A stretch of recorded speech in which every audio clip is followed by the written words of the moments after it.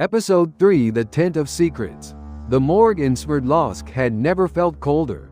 The usual dark humor that sustained forensic investigators through their work had evaporated, replaced by an atmosphere of dread that seemed to seep from the walls themselves. Even veteran pathologists found reasons to avoid the examination rooms, where the Dyatlov victims awaited answers that grew more elusive with each passing day.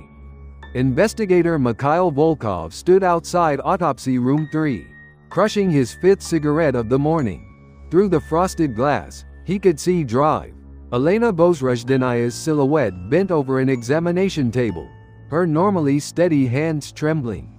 8 days had passed since their return from Kholat Syakhl. 7 bodies recovered. Instead of closure, each discovery deepened the mystery, consuming everyone involved. The door opened and Dr. Bozrozhdenaya emerged, stripping off surgical gloves with mechanical precision. At 53, she had performed thousands of autopsies, industrial accidents, political purges, wartime atrocities. But her expression suggested something entirely outside her experience. "The reports are complete," she said, voice carefully controlled. "You won't like what I found." They entered her office, usually a monument to scientific order but now chaotic, with photographs, X-rays, and medical reports covering every surface of paper landscape of impossibilities. "Let's start with the cedar tree victims," she began, spreading autopsy photographs across her desk. Yuri Krivonishenko and Yuri Doroshenko both died of hypothermia, but look at their hands. The images showed fingers shredded to bone, nails completely ripped away. They clawed at the tree with desperate force. The bark samples confirm it, but the injuries go far beyond normal climbing damage. It's as if they were trying to escape something on the ground, something that terrified them more than destroying their own flesh. She selected another photograph. The tree itself tells a story. Branches broken off up to 5 meters, impossible for either man to reach normally. The bark was stripped with such violence that we found human tissue embedded in the wood. "What about Slobodin?" Her expression darkened. "Rustam Slobodin, found between the forest and tent. Massive skull fracture.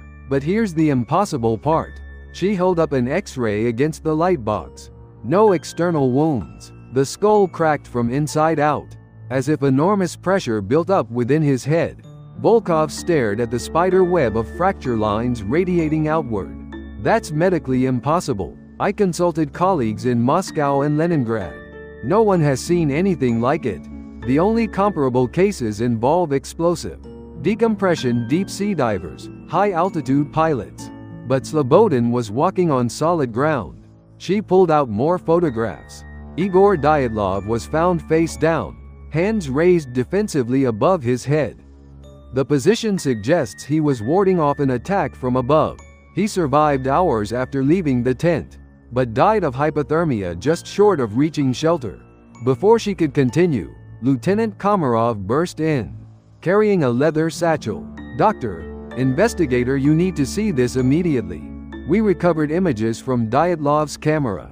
In the photography department's red-lit darkroom, technician Sergei Mashkov hung photographs on the drying line with shaking hands. The film was damaged by cold and moisture, but I salvaged some frames from January 31st. The first images showed normal expedition activities, setting up camp, preparing dinner. Smiling faces illuminated by flashlight. The final frames made everyone fall silent. What am I looking at?" Volkov whispered. The photograph showed strange lights suspended in the night sky, not aurora borealis, but distinct spherical objects pulsing with internal illumination. In the foreground, the hikers' silhouettes pointed upward, their body language suggesting wonder rather than fear. Someone had written on the back, "The sky visitors return." "There are more," Mashkov said, hanging the remaining images. The second photograph was blurred, taken hastily. In the corner, a dark shape against the snow, too large and wrongly proportioned to be human. It appeared upright, but its limbs were wrong somehow, too long and angular. The final image showed tracks in the snow, surrounding their camp, large circular impressions, each nearly a meter in diameter. arranged in patterns suggesting intelligence.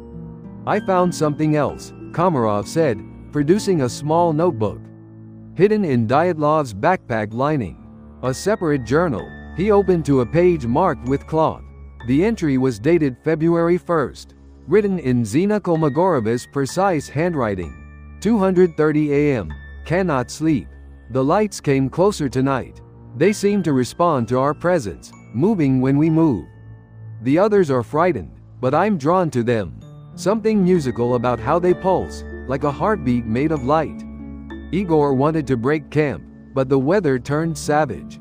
We're trapped until it passes.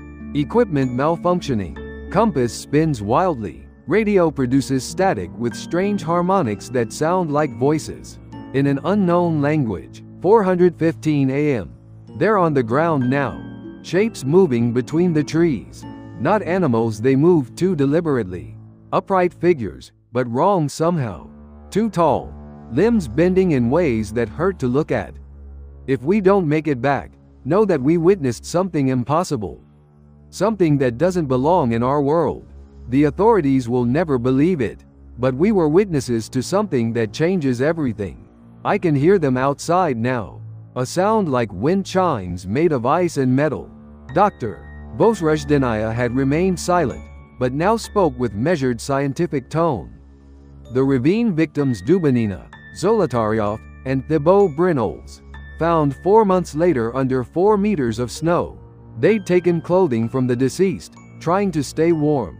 She displayed new photographs. Dubinina was missing her tongue, both eyes, part of her lips. Surgical precision clean cuts, not animal predation. Thibaut Brinols had massive skull trauma, entire right side caved in. But no external wounds. Zolotaryov suffered extensive chest trauma, ribs shattered.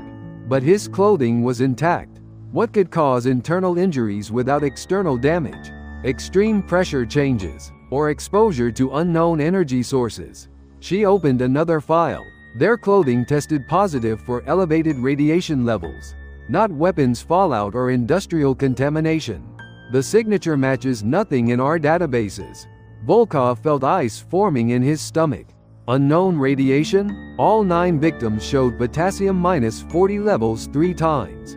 Normal, a radioactive isotope that increases when bodies are exposed to certain energy fields. Komarov cleared his throat. Sir, I interviewed locals around Kholat Syakhl. The Mansi have generational stories about that mountain. They call it where sky touches earth, and consider it cursed ground. Folk tales, perhaps, but remarkably consistent. They describe lights that appear during certain seasons, visitors from above, who take people who venture too close. The shaman in Anyamov village told me that 3 months ago, hunters saw lights over the mountain. They returned with white hair, speaking of tall figures that cast no shadows. Before anyone could respond, Colonel Ordakov appeared in the doorway. His military bearing diminished, deep shadows under his eyes. I need to speak with all of you immediately, he said, closing the door and drawing blinds. I've received direct orders from Moscow.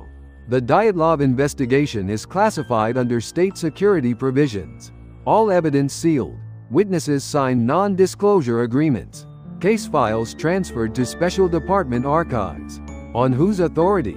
Volkov demanded. The highest. Official cause of death. Compelling natural force of unknown origin. Families will be told avalanche caused by unusual weather. Dr. Vozrozhdeniya stood abruptly. These people deserve the truth.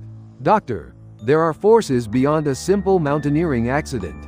The photographs, radiation readings, testimonies, they point to phenomena the state cannot acknowledge publicly.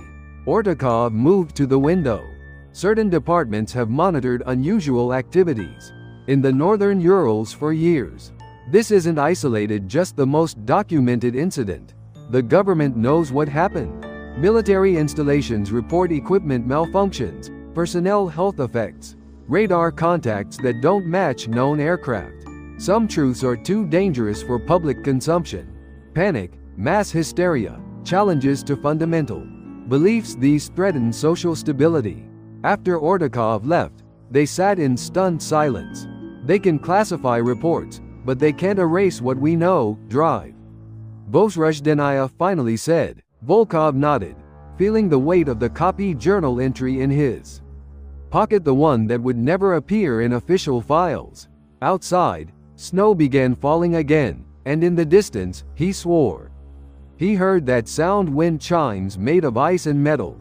The secrets of the Mountain of the Dead were officially buried. But some secrets refused to stay buried.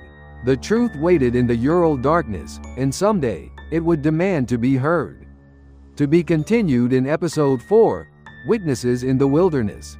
Authors note this story is based on the real Dyatlov Pass incident of 1959, in which 9 experienced hikers died under mysterious circumstances in the Ural Mountains. Despite multiple investigations, the exact cause of their deaths remains unexplained to this day.